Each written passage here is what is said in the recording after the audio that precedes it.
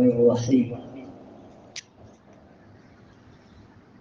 ترمذی کی حدیث ہے، رسول اللہ صلی اللہ علیہ وسلم نے ارشاد فرمایا، دو بھوکے بھیڑیے اگر بکریوں کے ریوڑ میں چھوڑ دیا جائے تو اس سے اتنا بڑا نقصان نہیں ہوگا جتنا بڑا نقصان وہ انسان اپنا کرتا ہے جس کے دل میں عزت کی لالچ ہو اور مال کی لالچ ہو۔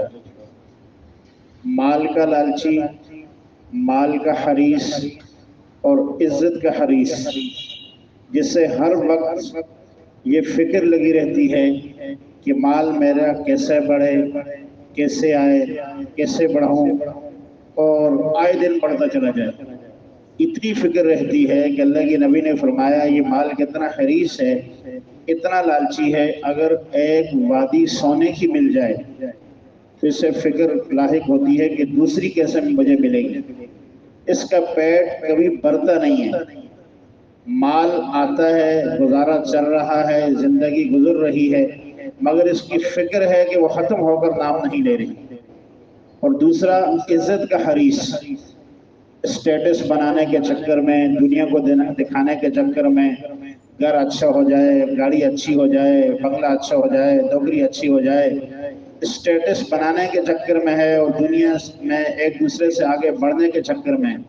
اللہ کے نبی فرما رہے ہیں یہ اپنے دین کا اتنا نقصان کر رہا ہے اور اپنی عاقبت کو اتنا زیادہ خراب کر رہا ہے کہ بوڑھے بھیڑیے بکریوں میں جا کر اتنا نقصان نہیں کر سکتے۔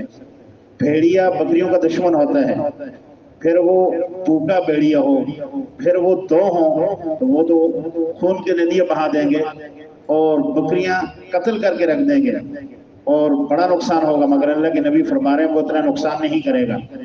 وہ انسان اپنا نقصان زیادہ کر رہا ہے جس کے دل میں مال کی لالچ ہے، عزت کی لالچ ہے، 24 گھنٹے اس کی زندگی اسی فکر میں، اسی کوشش میں ہے کہ میرے پاس مال جمع ہو جائے، زیادہ سے زیادہ ہو جائے، معاشرہ میں میرے ایک نام ہو جائے۔ اس لیے عزیزو، یہاں کا نام بھی عارضی ہے، یہاں کی عزت بھی عارضی ہے، یہاں کا مال بھی عارضی ہے۔ اصلی عزت جس کو ہم نے حاصل کرنا ہے وہ آخرت کی ہے، ہمیں اس کی فکر میں لگا رہنا چاہیے۔ اللہ رب العالمین عمل کرنے کی توفیق نصیب فرمائے۔ اللہ